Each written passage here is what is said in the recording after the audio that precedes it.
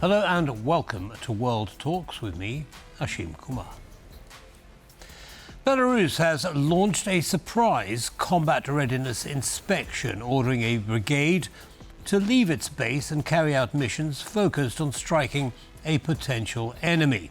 The move comes amid growing concerns over Belarusian military activity near Ukraine. Belarus also allowed Moscow to use its territory for the 2022 invasion of Ukraine. With reports of further Russian mobilization, how concerned should Ukraine and the West be about Lukashenko's latest military moves? Joining us now is Franak Viačorka. He's chief advisor to Belarus opposition leader Sviatlana Tsikhanouskaya. Franak, welcome back to TVP World. Thank you for taking the time. Good evening. Good evening. So a lot of military activity going on. Belarus, in Russia, in Kaliningrad as well. What do you make of all of this? The goal is to create pressure on Ukraine, pressure on Poland, pressure on NATO countries. Putin is trying to distract attention from Ukraine, to distract resources from Ukraine. It's a part of the psychological informational warfare. I don't think there is a direct threat from Belarus because Russia doesn't have enough resources, not enough troops on Belarus territory. Russia is trying to drag Belarus and to use Belarus rather as a tool of psychological pressure right now. And also what worries us the most, it's the infrastructure the Russian army is building inside Belarus. It's building military bases, it deploys nuclear weapons, and if Russia decides to escalate, Belarus could be used by Moscow. Okay, now how is Lukashenko dealing with all of this? I mean, he seems to be going along with everything that Putin wants. Well, of course, he doesn't have much choice because his power depends on Putin. If not for Putin, Lukashenko would not survive. And Putin is financing his regime, is financing his army, is helping to evade sanctions because Lukashenko's economy suffers a lot. Of course, Lukashenko feels uncomfortable to be Putin's pawn, Putin's crony, but he doesn't have much choice. I think they are like twin brothers. They are both war criminals. There is no chance to split them. What we have to do, we have to put more pressure on both of them. And I think their fates are interdependent. As weaker Putin is, weaker Lukashenko is, and vice versa. What sort of pressure would you suggest would be most effective? Sanctions, economic, military sanctions, isolation. We must make them pay the biggest possible price. We must close the loopholes. We must stop allowing them to buy stuff for military machines.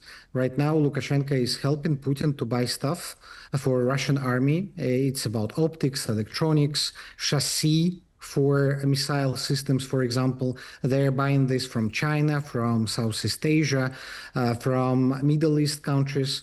We know that the European Union are doing a great job in identifying these loopholes, but also Ukraine. Just look, in the last few months, Ukraine has adopted several rounds of sanctions against enterprises helping Russia, and it's quite efficient. We must be very flexible. We must realize that we are dealing with an organized criminal gang, Putin and Lukashenko.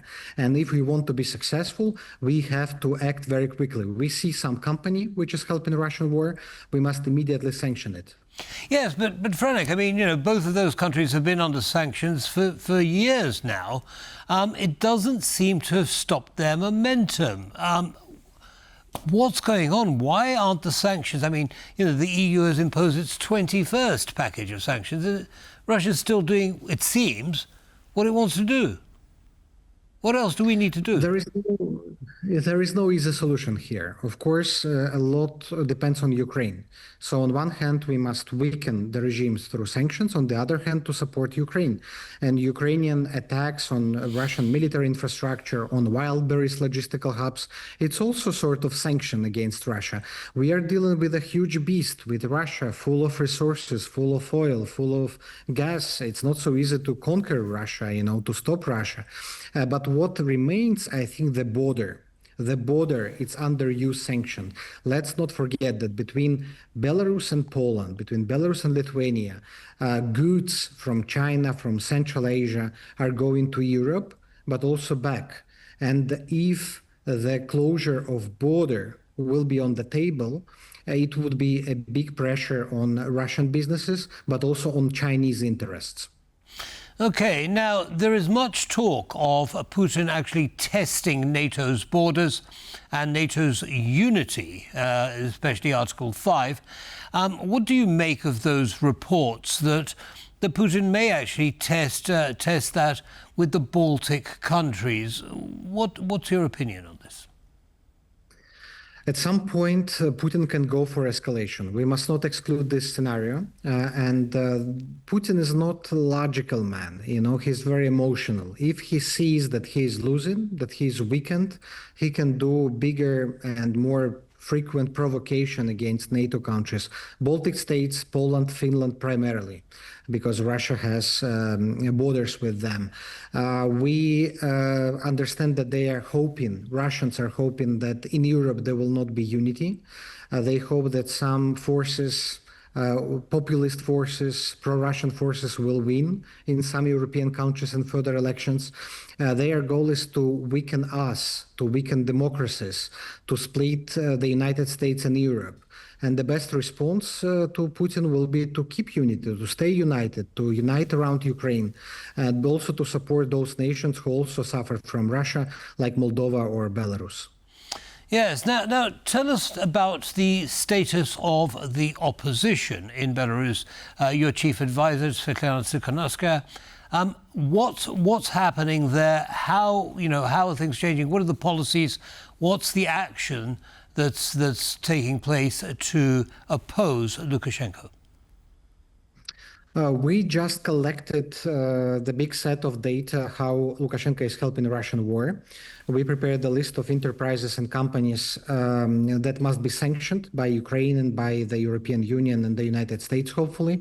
We work a lot with President Zelensky, and President Tsikhanouskaya just visited Kyiv a few months ago. And we believe that Ukraine can help us a lot in bringing change to Belarus. And we try to work with the United States and with Trump's administration, because, as you know, special envoy of President Trump, John Cole, he is now negotiating the release of political prisoners. We do have support among population, and we try to find allies among officials, among nomenclatura inside Belarus. And we know that everyone is unhappy. No one is satisfied with status quo. Many people are seeing that Lukashenko is selling our independence. And at some point, when the new window of opportunity will open, these people can help us to bring Belarus to democracy. OK, now, if you were looking at it from the NATO perspective, what is the ultimate threat, perhaps, that NATO should be preparing for right now?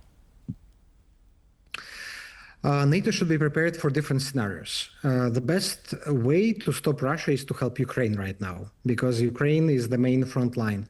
NATO must be ready for more migration attacks. You know that Russia, together with Lukashenko, they are sending migrants to Poland, Lithuania, Latvia, and we can see more provocations like that. They might be using more drones attack, because drones, it's a cheap way for Russia to test the security of the borders, to find weak spots. NATO must stay united. Russia hopes a lot that there will be split between European NATO member states and the United States. There is a big fear that the US will drop its presence in Europe, in Poland, in Baltic states. We must avoid that. We must explain to American leadership and American population why it's also American interest to stay present in Central Europe and to stop Russia. And of course, NATO must see Belarus, Moldova, all neighboring countries as potential allies, not only threats. Because, for example, Belarus, it's a perfect example. The leadership is pro-Russian, it is the threat, but population is NATO allies, basically. And NATO must see Belarus and population as potential also deterrence against Russian escalation. Franak Viačorka, as always, thank you very much for your detailed analysis, and have a good evening. Thank you. And that brings us to the end of this episode of World Talks. Don't go away, lots more coming up. Goodbye.